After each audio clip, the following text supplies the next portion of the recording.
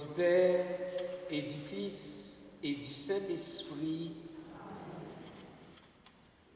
En ce 4e dimanche du Carême, Jésus poursuit son travail. Il nous ouvre le chemin. Il nous conduit vers le salut. Grâce soit rendue à notre Dieu, Père, Fils et Esprit, qu'il vous accorde sa joie et sa paix. Béni soit Dieu maintenant et toujours. Dieu est riche en miséricorde et sa grâce vient constamment au secours de notre faiblesse. Tournons-nous vers lui et confions-nous à son cœur miséricordieux.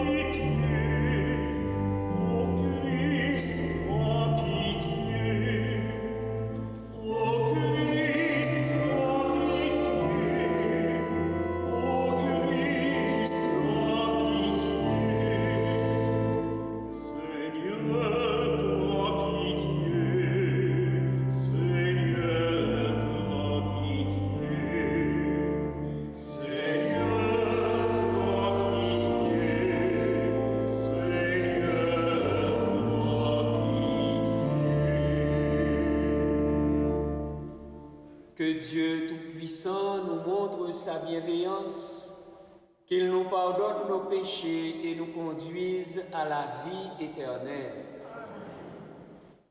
Prions le Seigneur. Seigneur Dieu, par ton Verbe incarné, tu as merveilleusement réconcilié avec toi le genre humain. Accorde au peuple chrétien de se hâter avec un amour généreux et une foi ardente au-devant des fêtes pascales qui approchent. Par Jésus-Christ, ton Fils, notre Seigneur, qui vit et règne avec toi dans l'unité du Saint-Esprit, Dieu pour les siècles des siècles.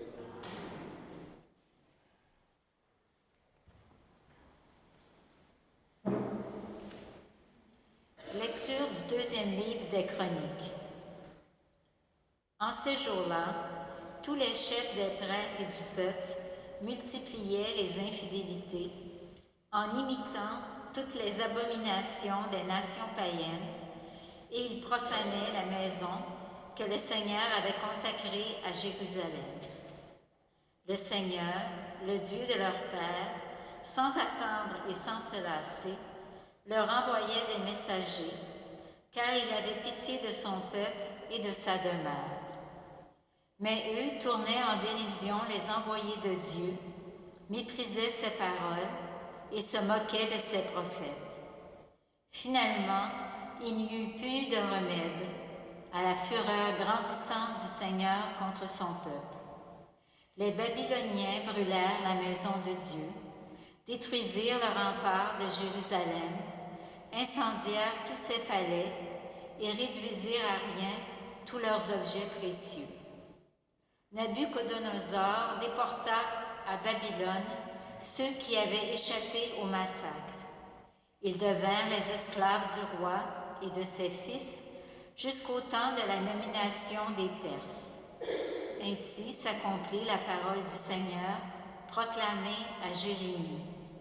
La terre sera dévastée et elle se reposera durant 70 ans jusqu'à ce qu'elle ait compensé par ce repos tous les sabbats profanés. Or, la première année du règne de Cyrus, roi de Perse, pour que soit accomplie la parole du Seigneur proclamée par Jérémie, le Seigneur inspira Cyrus, roi de Perse, et celui-ci fit publier dans tout son royaume et même consignée par écrit. Ainsi parle Cyrus, roi de Perse. Le Seigneur, le Dieu du ciel, m'a donné tous les royaumes de la terre et il m'a chargé de lui bâtir une maison à Jérusalem en Juda. Quiconque parmi vous fait partie de son peuple, que le Seigneur son Dieu soit avec lui et qu'il monte à Jérusalem. Parole du Seigneur.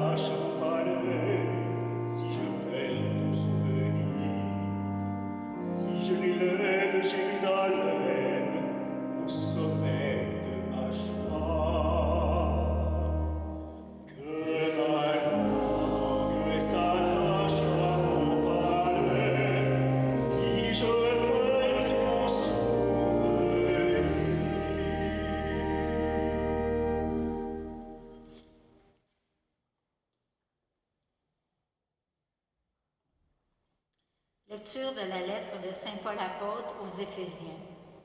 Frères, Dieu est riche en miséricorde, à cause du grand amour dont il nous a aimés. Nous qui étions des morts par suite de nos fautes, il nous a donné la vie avec le Christ. C'est bien par grâce que vous êtes sauvés. Avec lui, il nous a ressuscités et il nous a fait siéger aux cieux dans le Christ Jésus. Il a voulu ainsi montrer, au long des âges futurs, la richesse surabondante de sa grâce par sa bonté pour nous dans le Christ Jésus. C'est bien par la grâce que vous êtes sauvés et par le moyen de la foi. Cela ne vient pas de vous, c'est le don de Dieu. Cela ne vient pas des actes, personne ne peut en tirer orgueil. C'est Dieu qui nous a fait. Il nous a créés dans le Christ Jésus en vue de la réalisation d'œuvres bonnes qu'il a préparées d'avance pour que nous les pratiquions. Parole du Seigneur.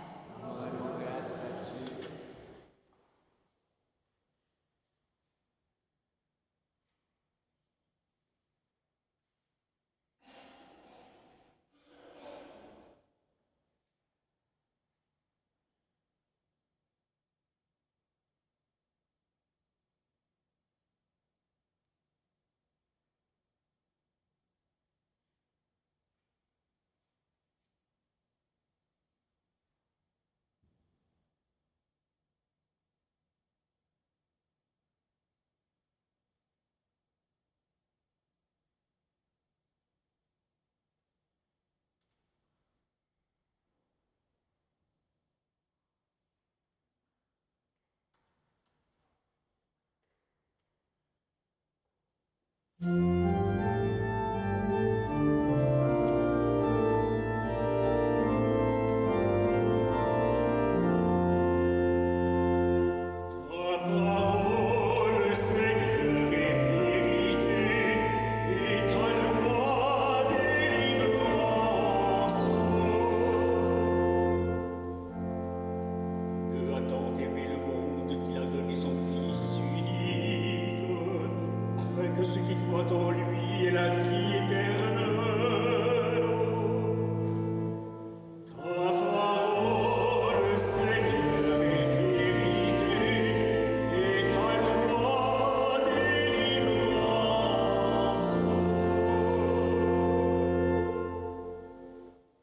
Seigneur soit avec vous. Évangile de Jésus-Christ selon Saint Jean.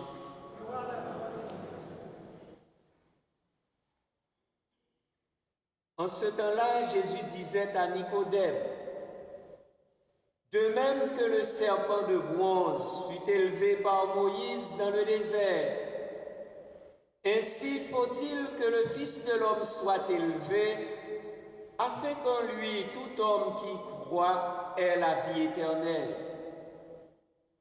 Car Dieu a tellement aimé le monde qu'il a donné son Fils unique, afin que quiconque croit en lui ne se perde pas, mais obtienne la vie éternelle. Car Dieu a envoyé son Fils dans le monde, non pas pour juger le monde, mais pour que, par lui, le monde soit sauvé. Celui qui croit en lui échappe au jugement. Celui qui ne croit pas est déjà jugé, du fait qu'il n'a pas cru au nom du Fils unique de Dieu. Et le jugement, le voici. La lumière est venue dans le monde, et les hommes ont préféré les ténèbres à la lumière, parce que leurs œuvres étaient mauvaises. Celui qui fait le mal déteste la lumière. Il ne vient pas à la lumière, de peur que ses œuvres ne soient dénoncées, mais celui qui fait la vérité vient à la lumière, pour qu'il soit manifeste que ses œuvres ont été accomplies en union avec Dieu. Acclamons la parole de Dieu.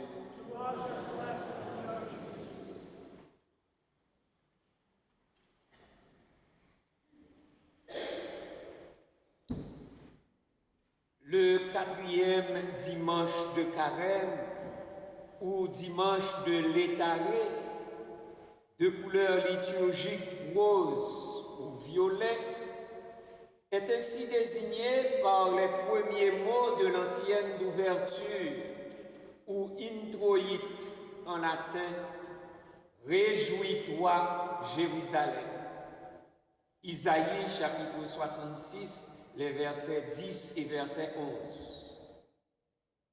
Ce dimanche de l'Étaré nous oriente vers la joie de Pâques, vers la victoire du ressuscité sur le péché, le mal et la mort. C'est aussi une joie parfaite de nous savoir déjà sauvés par grâce et par le moyen de la foi. En ce carême de l'année liturgique B, dit carême christocentrique, centré sur le Christ, nous poursuivons notre marche vers Pâques en ayant les yeux fixés sur Jésus-Christ, élevé sur la croix et dans la gloire. L'évangile du jour, Jean chapitre 3, les versets 14 à 21, constitue la section finale de l'entretien de Jésus avec Nicodème.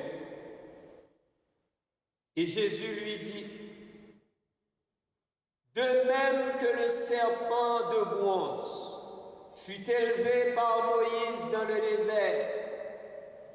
Ainsi faut-il que le Fils de l'homme soit élevé, afin qu'en lui, tout homme qui croit ait la vie éternelle. Comment comprendre cette expression de Jésus? Ainsi faut-il que le Fils de l'homme soit élevé.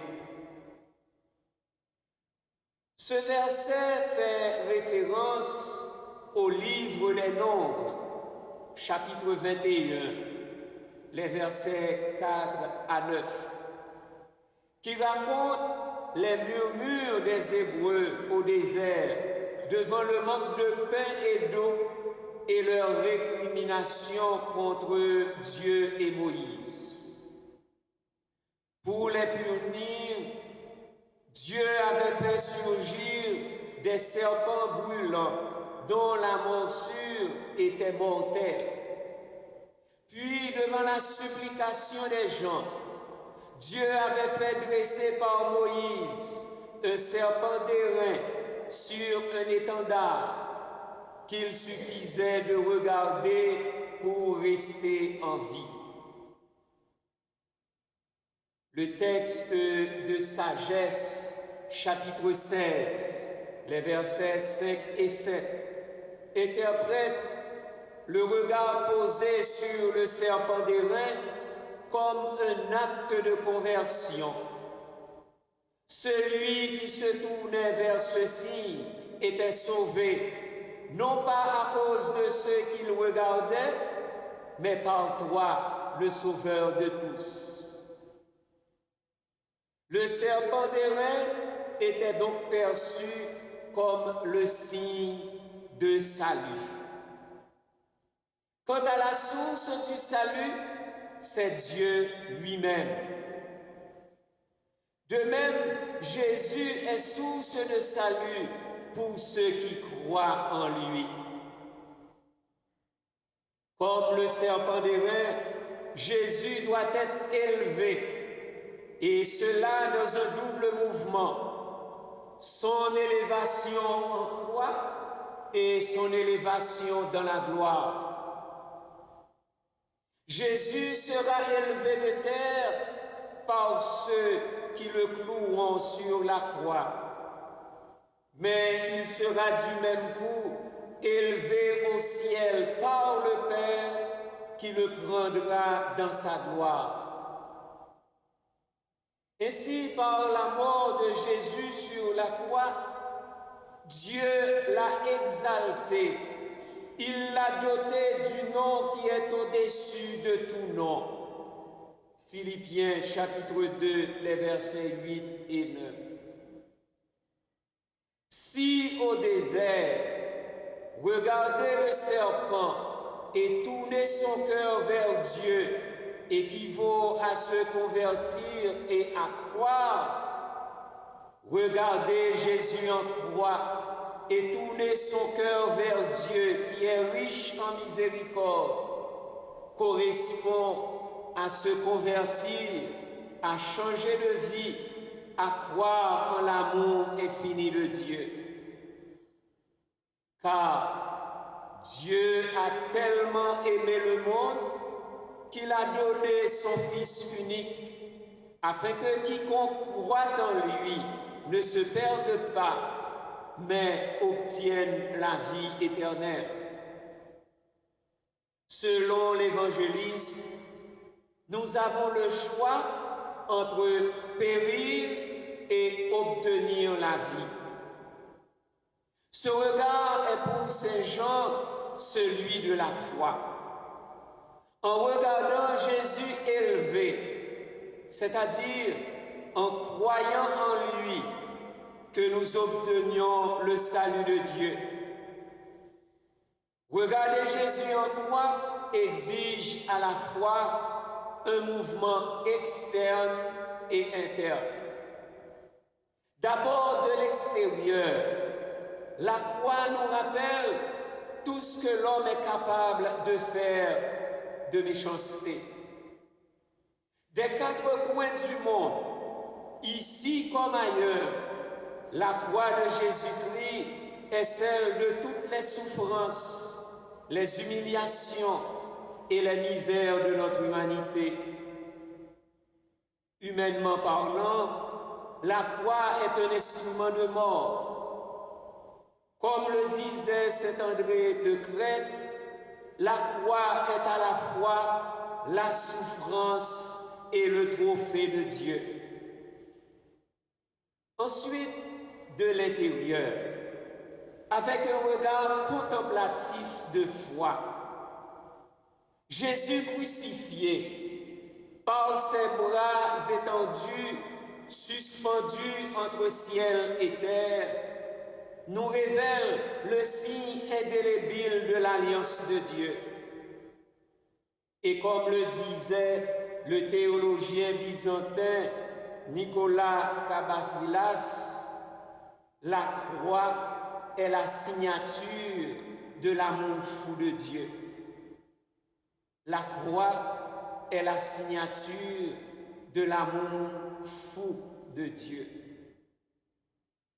C'est en ce sens qu'à chaque fois que vous tendez vos mains pour embrasser la misère du pauvre, de l'exclu, pour aimer l'exilé, l'étranger, pour consoler l'affligé, pour pardonner à l'ennemi, c'est la croix de Jésus qui retrouve son titre de gloire, son vrai sens d'amour, de réconciliation et de paix. Plus que le serpent d'airain élevé sur un mât par Moïse, Jésus élevé en croix projette une lumière nouvelle sur notre relation définitive avec Dieu. La croix de Jésus nous apprend que tout châtiment a une limite, car Dieu n'a pas envoyé son Fils pour juger le monde ou le condamner, mais bien pour le sauver. Et le dernier mot de Dieu dans nos souffrances est celui de sa grande miséricorde. Ainsi donc, dès le matin de Pâques, le Père transforme la croix en victoire sur le mal, et Jésus en croix devient la source et l'instrument du salut.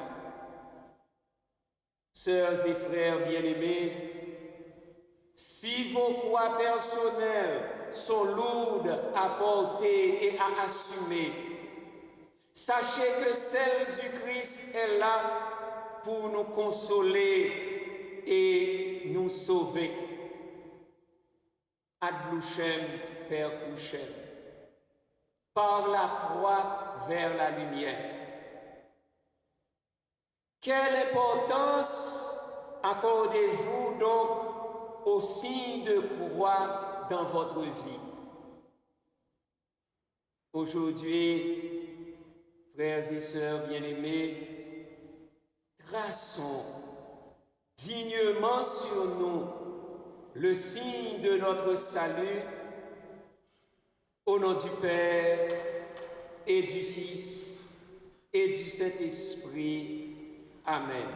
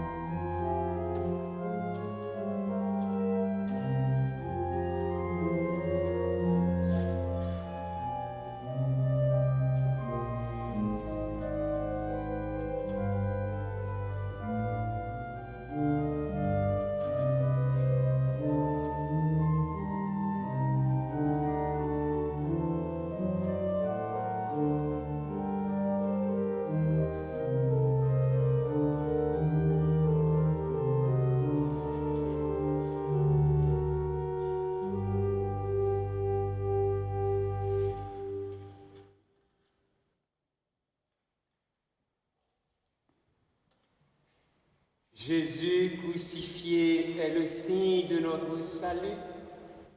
Professons avec l'Église notre foi.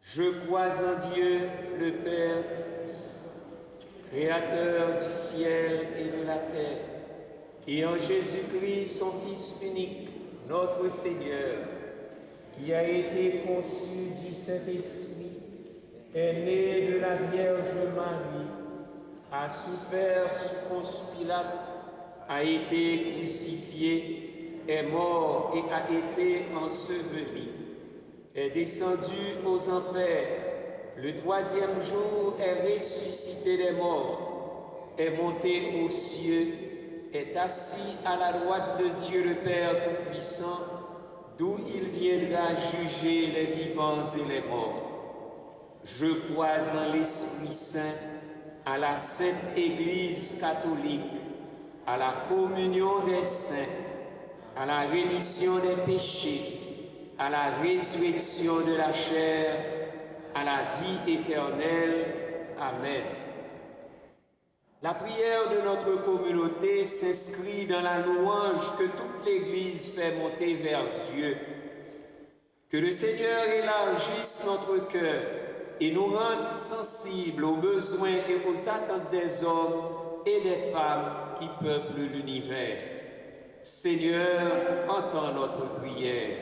Seigneur, entends notre prière. Pour les personnes en état de souffrance physique et morale, afin que le message d'amour du Christ Jésus les réconforte, prions le Seigneur. Seigneur, entends notre prière. Pour les victimes de la guerre et de toute forme de violence, afin qu'elles trouvent parmi nous des artisanes et artisans de paix et de consolation, prions le Seigneur. Seigneur, entends notre prière. Pour les jeunes qui n'arrivent pas à trouver leur place dans la société et se sentent rejetés, afin qu'ils obtiennent le soutien qui leur permettra de continuer à avancer dans la vie, prions le Seigneur. Seigneur, entends notre prière. Pour les gens en situation d'autorité, afin qu'ils exercent leurs fonctions avec sagesse et discernement, prions le Seigneur. Seigneur, entends notre prière. Pour nos communautés chrétiennes, afin qu'elles gardent toujours vive la conscience de leur appartenance à l'ensemble de l'Église, prions le Seigneur. Seigneur, entends notre prière. Dieu de grâce, de miséricorde et de bonté, rends-nous sensibles à toute détresse humaine et solidaires des gens qui souffrent de persécution et d'injustice. Donne-nous le courage de changer tout ce qui peut l'être, dès maintenant et pour les siècles des siècles.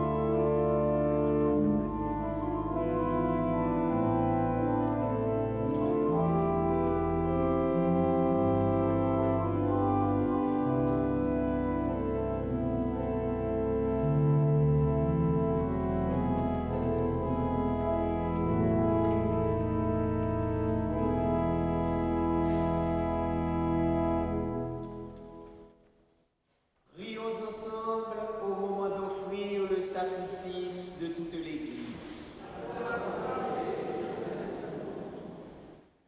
Seigneur, nous te présentons dans la joie l'Eucharistie qui assure la guérison éternelle et nous te prions humblement.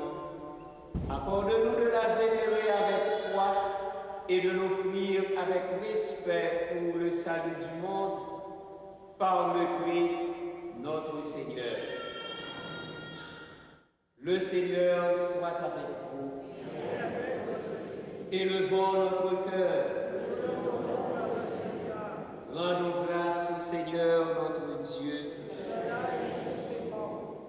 Vraiment, il est juste et bon pour ta gloire et notre salut de t'offrir notre action de grâce toujours et en tout lieu, Seigneur, Père très saint, Dieu éternel et tout-puissant. Tu offres à tes enfants ce temps de grâce pour qu'ils retrouvent la pureté du cœur, afin que, l'esprit libéré des passions mauvaises, il travaille à ce monde qui passe en s'attachant surtout aux réalités qui demeurent. C'est pourquoi, avec les saints et tous les anges, nous te louons et sans fin nous proclamons.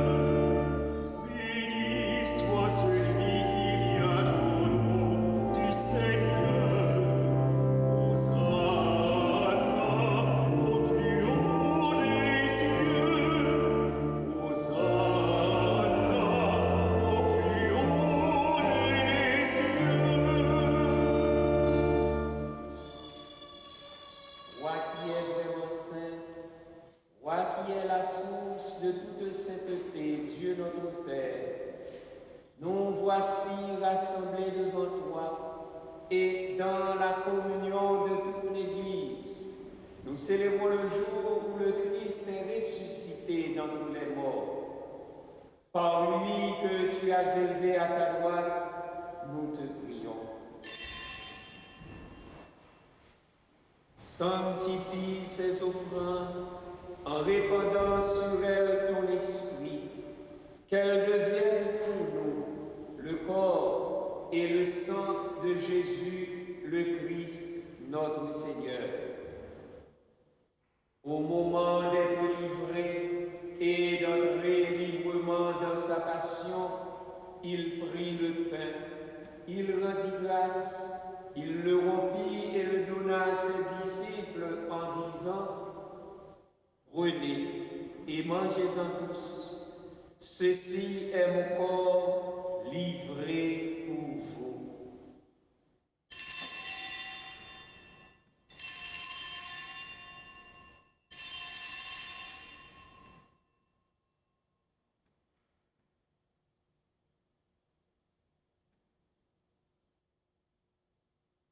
De même, après le repas, il prit la coupe.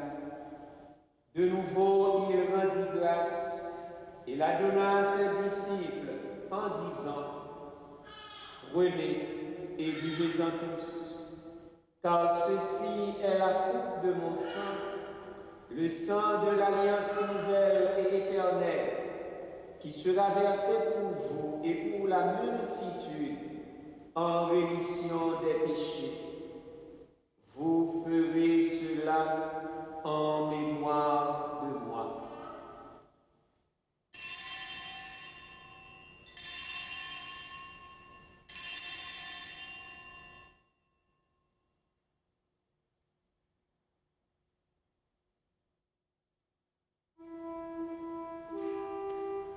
Il est grand le mystère de la foi.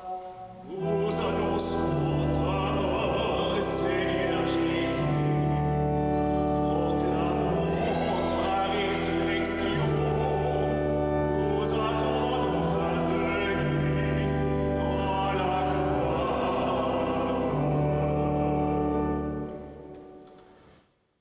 En faisant ainsi mémoire de la mort et de la résurrection de ton Fils, nous t'offrons, Seigneur, le pain de la vie et la coupe du salut. Et nous te rendons grâce, car tu nous as estimés dignes de nous tenir devant toi pour te servir.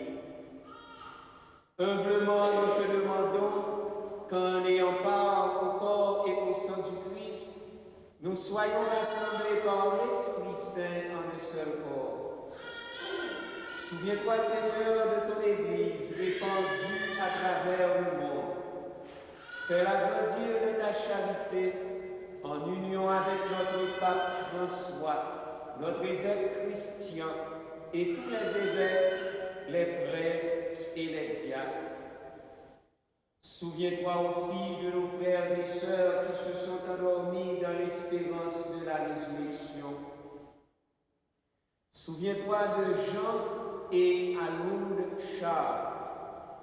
Souviens-toi de Eddie Amazon. Et souviens-toi de Riquet Saint-Louis. Souviens-toi de ta miséricorde de tous les défunts. Accueille-les dans la lumière de ton visage. Sur Antonio Junior Charles en action de grâce. Sur Ilfran, Eliette Jean et famille, et sur nous tous, enfin, nous implorons ta bonté. Permets qu'avec la Vierge Marie, la bienheureuse Mère de Dieu, avec Saint Joseph son époux, avec les apôtres, Saint Vincent de Paul et tous les saints qui ont fait ta joie au les âges, nous ayons part à la vie éternelle, et que nous chantions ta louange et ta gloire par ton Fils Jésus, le Christ. Par lui, avec lui et en lui, à toi, Dieu, le Père Tout-Puissant, dans l'unité du Saint-Esprit, tout honneur et toute gloire pour les siècles des siècles.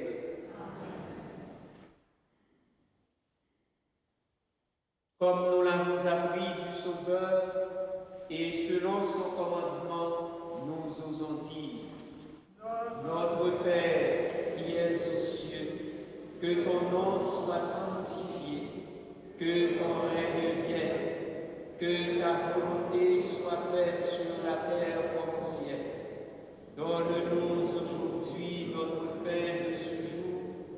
Pardonne-nous nos offenses, comme nous pardonnons aussi à ceux qui nous ont offensés, et ne nous laisse pas entrer en tentation, mais délivre-nous du mal. Délivre-nous de tout mal, Seigneur, et donne la paix à notre temps. Soutenus par ta miséricorde, nous serons libérés de tout péché, à l'abri de toute épreuve. Nous qui attendons que se réalise cette bienheureuse espérance, l'avènement de Jésus-Christ, notre Sauveur.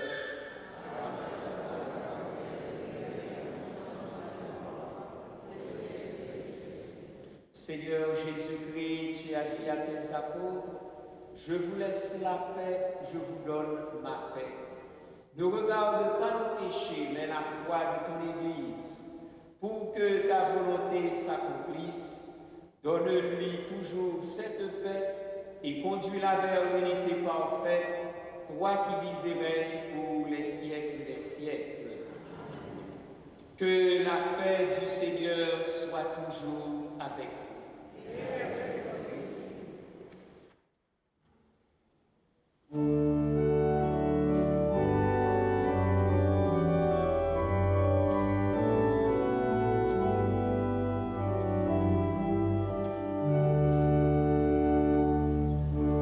Agneau de Dieu, qui enlève les péchés du monde.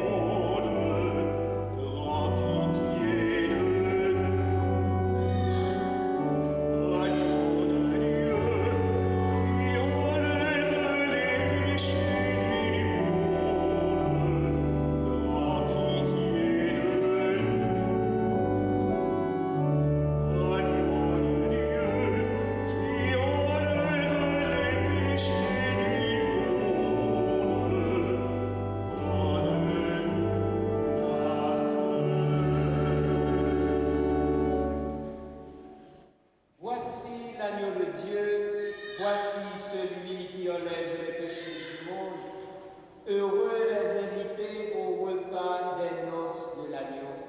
Seigneur, je ne suis pas digne de te recevoir, mais dis seulement une parole et je serai guéri.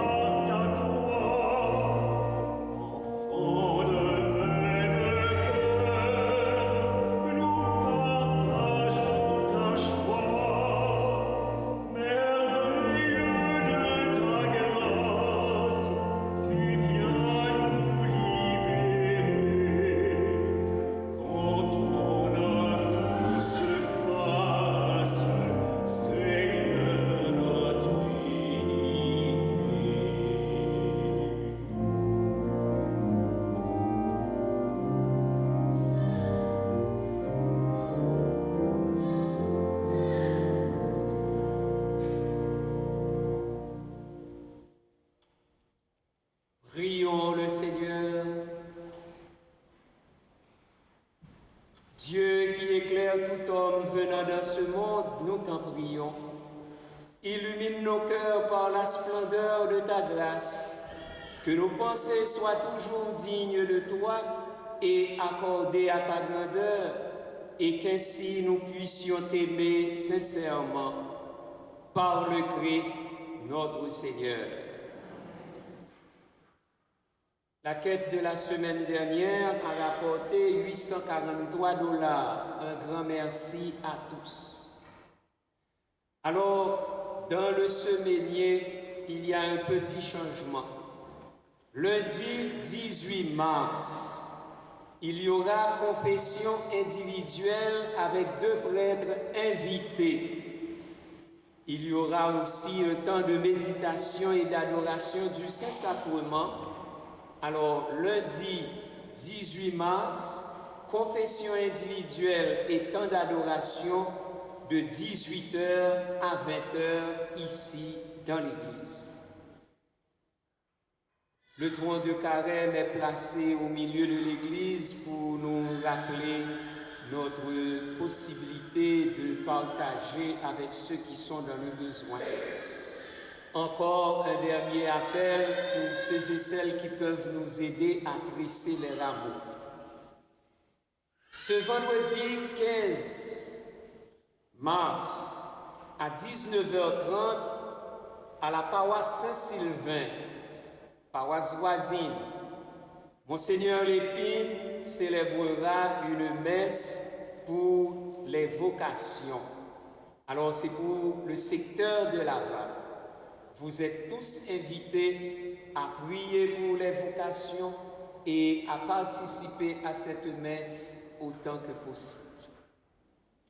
Un merci à chacun et à chacune de vous pour votre présence et votre participation. Un merci à toute l'équipe pastorale qui nous a aidés à vivre cette Eucharistie. Le Seigneur soit avec vous. Protège, Seigneur, ceux qui te supplient. Soutiens les faibles. Fais revivre sans cesse par ta lumière ceux qui marchent dans les ténèbres de la mort. Et accorde à ceux que ton amour a délivrés de tout mal de parvenir au bien suprême par le Christ, notre Seigneur. Et que Dieu Tout-Puissant vous bénisse, le Père et le Fils et le Saint-Esprit. Allez dans la paix du Christ. Bon dimanche et bonne semaine.